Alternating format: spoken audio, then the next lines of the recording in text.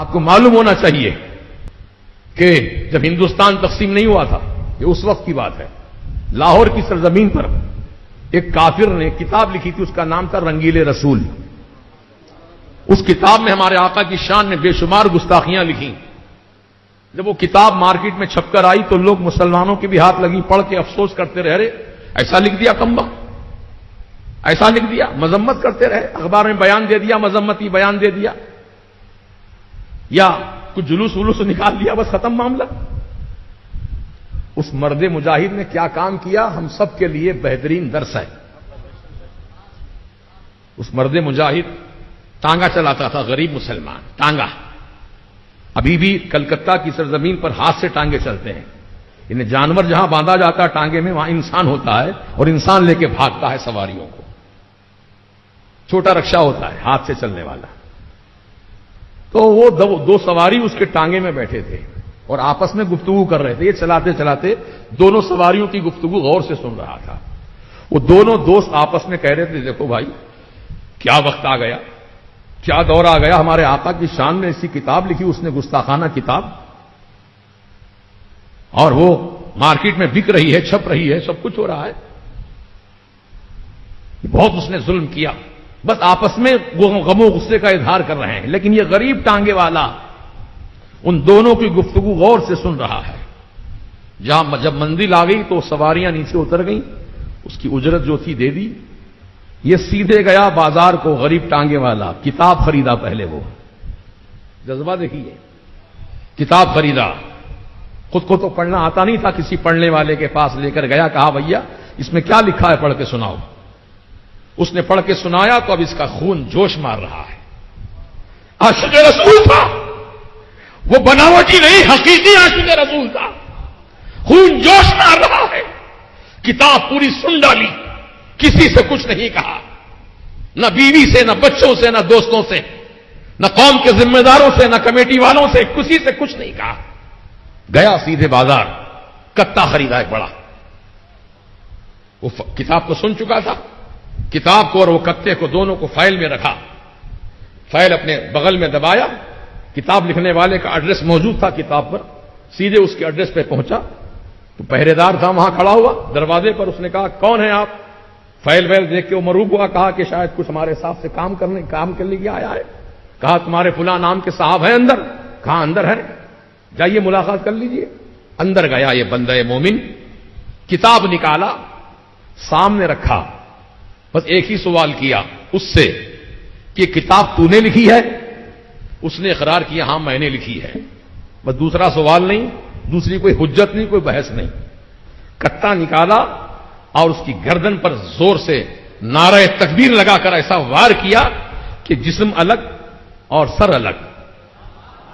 مرد مومن بھاگا نہیں، یہ اس کا اصل کردار ہے۔ عام طور سے لوگ قتل کر کے بھاگ جاتے ہیں بچنے کے لیے، لیکن یہ مرد مومن بھاگا نہیں، بلکہ اس گستاخ کی لاش کو کھینچ کر لے کر گیا اپنے ہاتھ سے پولیس تھانے کے سامنے لاش کو رکھا، خود اندر گیا پولیس تھانے میں، کہا صاحب اس گستاخ رسول کو میں نے قتل کیا، مجھے گرفتار کریے۔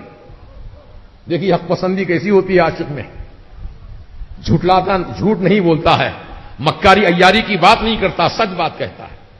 میں نے مارا ہے اس خبیث کو، یہ گستاخ رسول نے میرے آقا کی شان میں توہین کی، اس لیے میں نے مارا ہے، وجہ بھی بیان کر رہا ہے، مجھے گرفتار کرو۔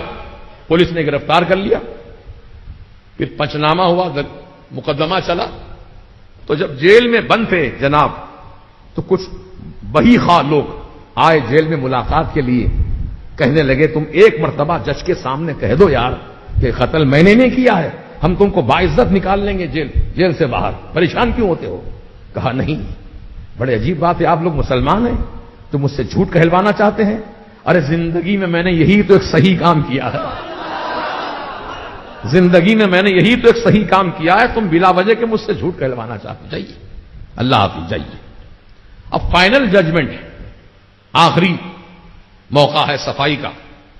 اب یہ کٹہرے میں کھڑے ہیں عاشق رسول، جج پوچھتا ہے بتاؤ اپنے بارے میں کچھ صفائی پیش کرنا چاہتے ہو؟ تو اس مرد مومن نے کہا جج صاحب میں نے بارہا اپنے متعلق یہ بات آپ کے سامنے کہی ہے کہ قتل میں نے کیا ہے، اس لیے کیا ہے کیونکہ میرے آقا کی شان میں گستاخی کی۔ اب آپ جو چاہیں سزا دیں، مجھے سولی کے پھندے پہ لٹکا دیں، جج صاحب لکھیے، اپنا آرڈر لکھیے، حکم نامہ سنائیے۔ تو جج نے تنزیہ کہا اتنی جلدی ہے تجھے مرنے کی؟ کہتا ہے مجھ سے کہ جلدی سنائیے فیصلہ۔ ارے ہر مجرم جو ہوتا ہے کچھ دن جینے کی تمنا کرتا ہے، کچھ دن رہ جاؤں دنیا میں تو اچھا ہے، لیکن تو کیسا بندہ ہے رے، مرنے کی تمنا کر رہا ہے؟ تو جج سے کہا ہے جج سن لے کان کھول کر، میرے آقا کو میں نے رات میں خواب میں دیکھا ہے کہ مدینے پاک میں میرا انتظار فرما رہے ہیں۔